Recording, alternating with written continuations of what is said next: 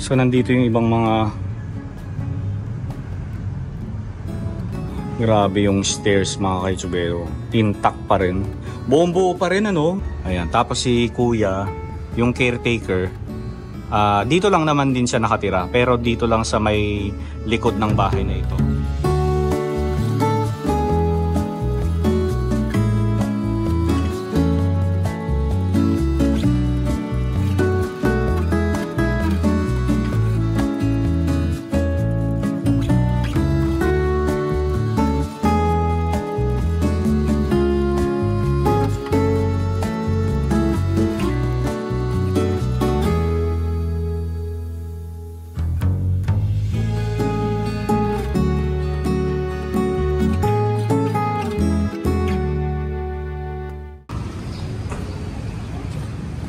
Pasok tayo sa loob at mag-pray muna tayo. Ayan, daan muna tayo dito sa simbahan ng Baliwag, Bulacan, and after natin dito, diretso na tayo sa Balagtas, Bulacan.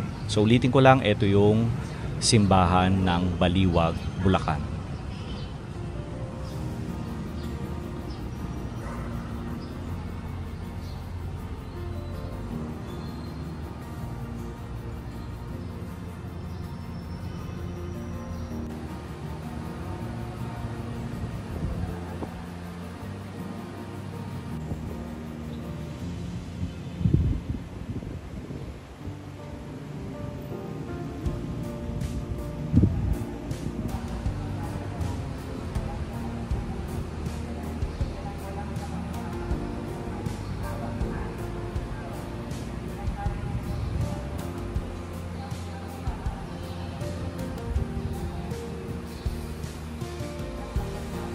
Okay, so nandito tayo sa Balagtas Municipal.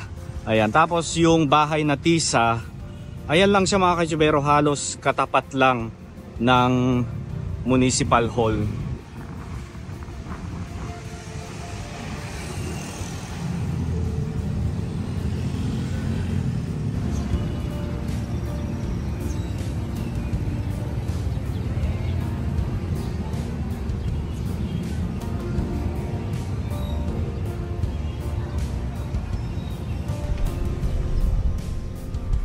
Okay, so punta na tayo sa bahay na Tisa dito sa Balagtas.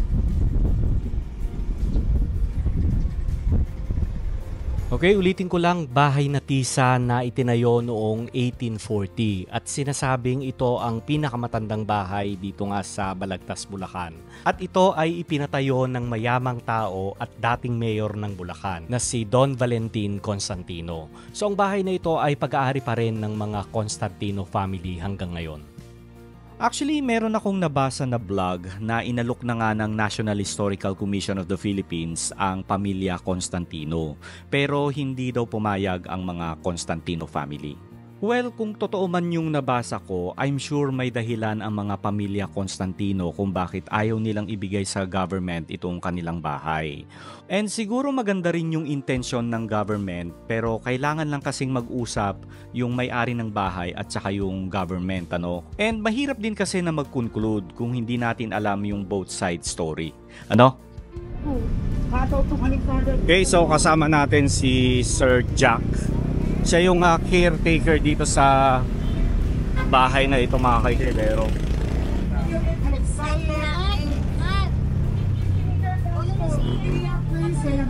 Okay, so ulitin ko lang, itinayo 1840 yung bahay. Ayan na.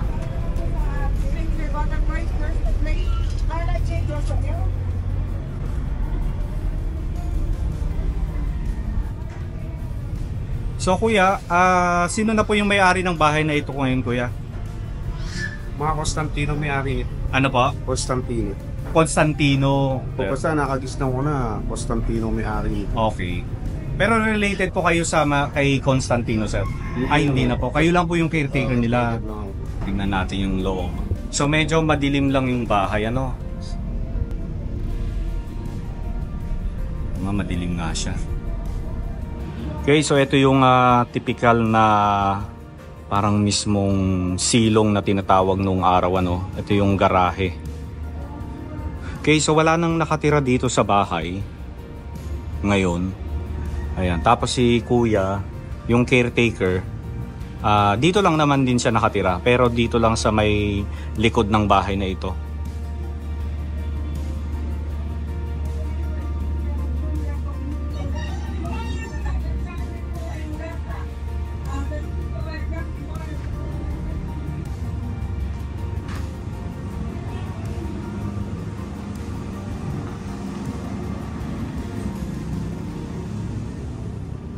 Kaya halika na, akyat tayo dun sa taas, mga kaijubero.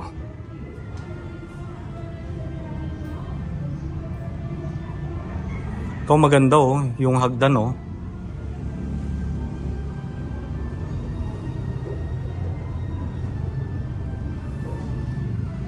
Ang galing na itong ano nila oh, stairs. Parang yung sa bahay ni ano, sa may Casa Segunda. Meron din siyang ganito.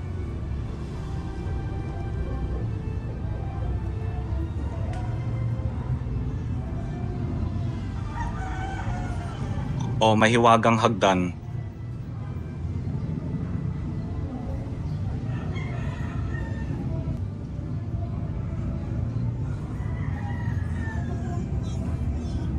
Grabe yung stairs mga kaitsubero. Intact pa rin.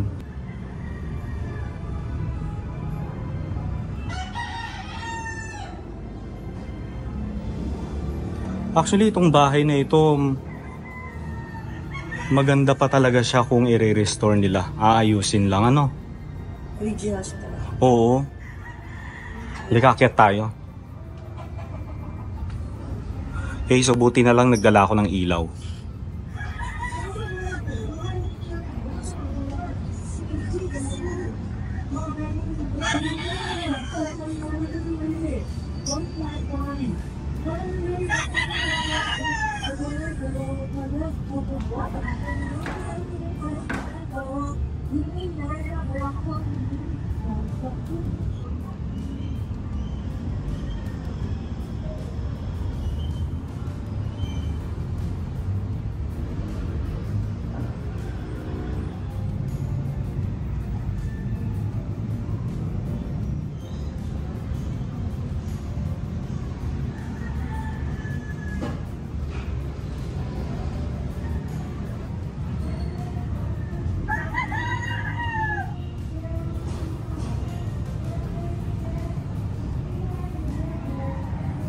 Wow.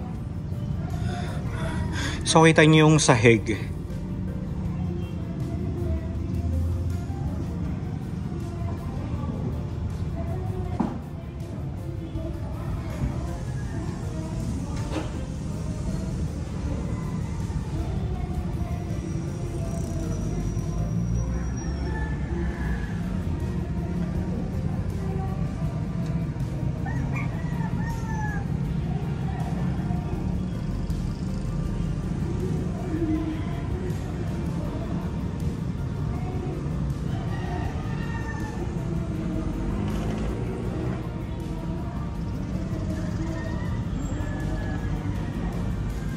Ang maganda dyan na natin.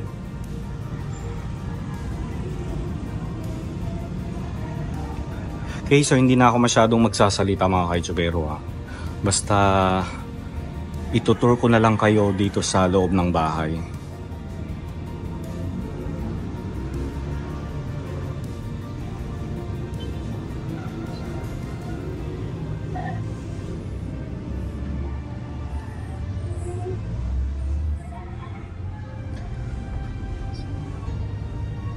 Pepsi Cola, lagayan ng mga soft drinks nung araw.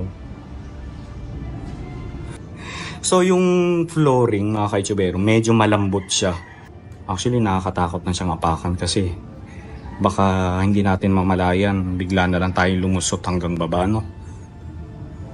Oh, lambot. You know.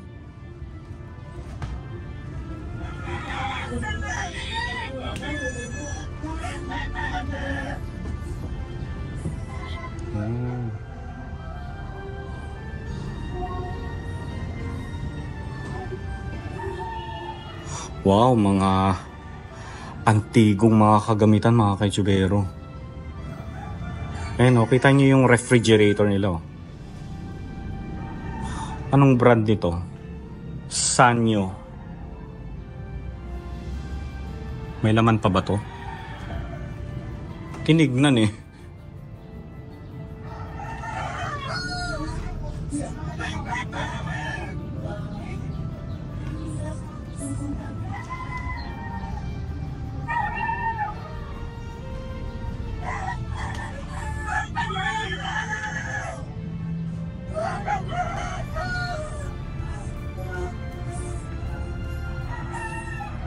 Ito yung kitchen nung araw.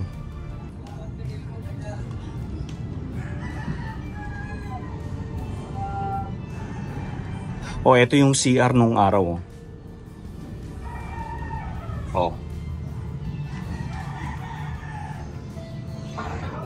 Okay, pasintabi sa mga kumakain dyan.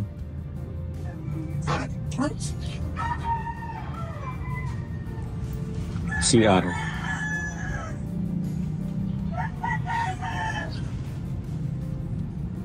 Grabe yung ceiling, okay na mo. Oo, naglalaglagan na yung mga ceiling.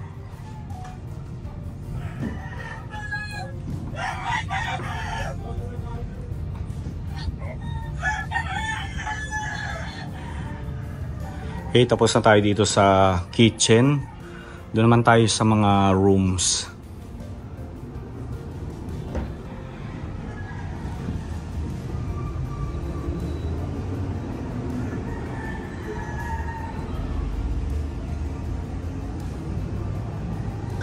Tignan natin ito.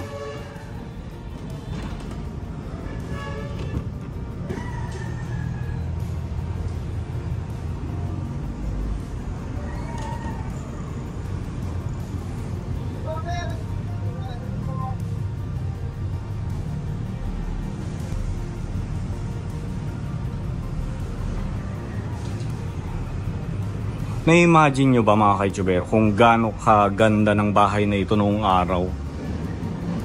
Diba?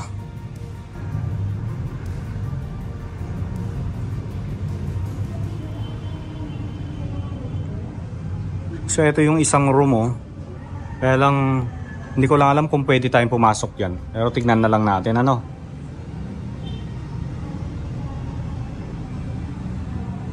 Halika, labas na tayo. Ay, nakabukas yung pinto. Binuksan ni Sir. Ang laki ng pinto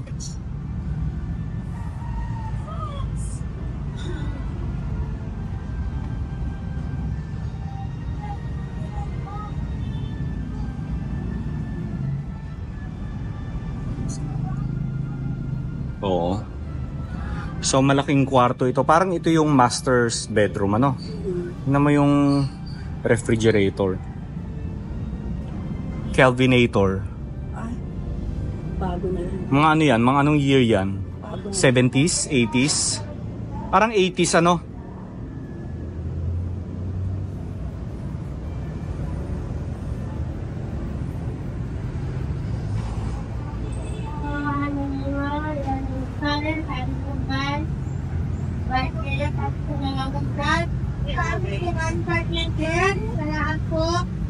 Mga principal, colleges, atin, sa ating po mga hulay sa balagtas na matingin sa balagtas na pupunta na po natin lahat.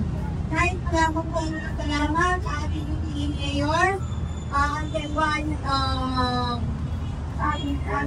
Okay, labas na tayo. Ganun lang. Kasi wala naman tayong masyadong makikita na rito sa loob. Dito tayo.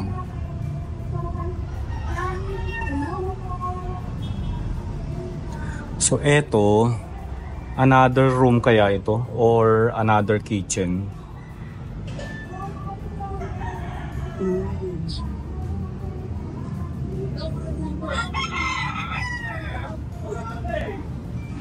Bago yung cabinet. Oo.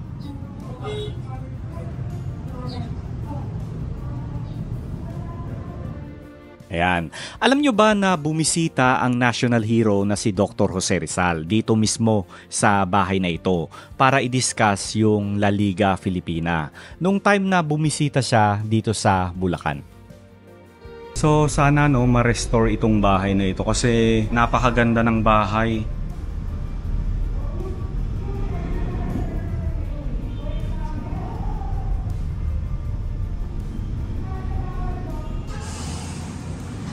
Okay, so pababa na tayo. Punta tayo dun sa may azotea.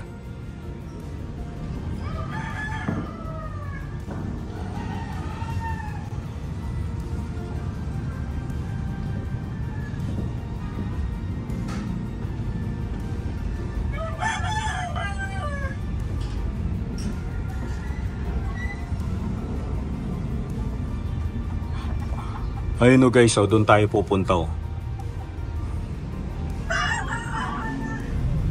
Okay, nakalabas na tayo ng bahay na Tisa. Ayan. So pupunta tayo mismo doon sa may mismong balcony. Ayun o. And iba lang kasi yung daanan.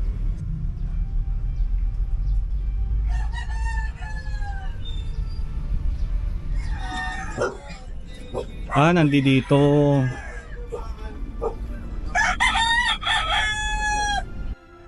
So, hiwalay yung daanan mga kaitsubero kasi mula dun sa bahay, wala nang daanan papunta rito.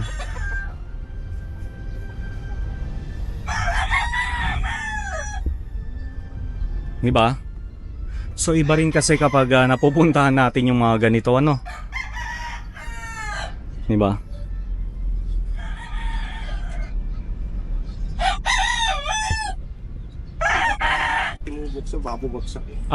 Sira na yung pinto mula sa loob ng bahay.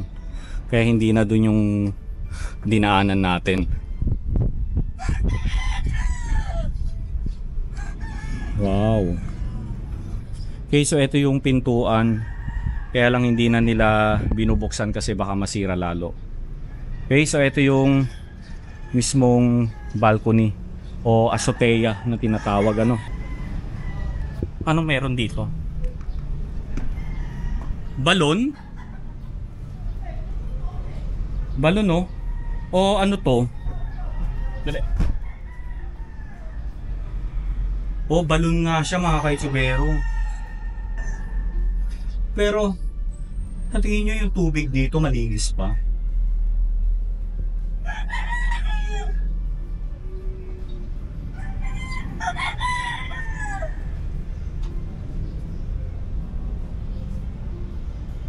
Okay, so dati mga kaitsubero, yung bubong nitong bahay, ganito siya.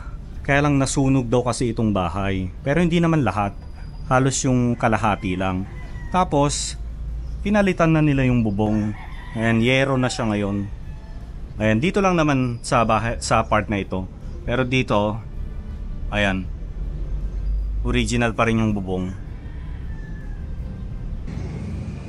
Okay, baba na tayo.